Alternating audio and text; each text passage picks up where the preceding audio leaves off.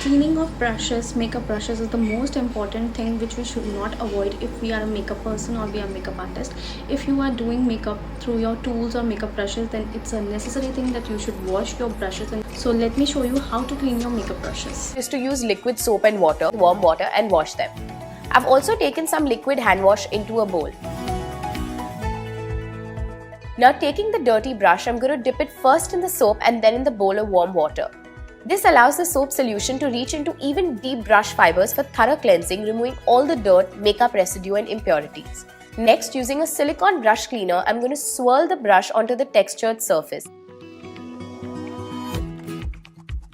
Then dip the brush back into warm water and clean it thoroughly.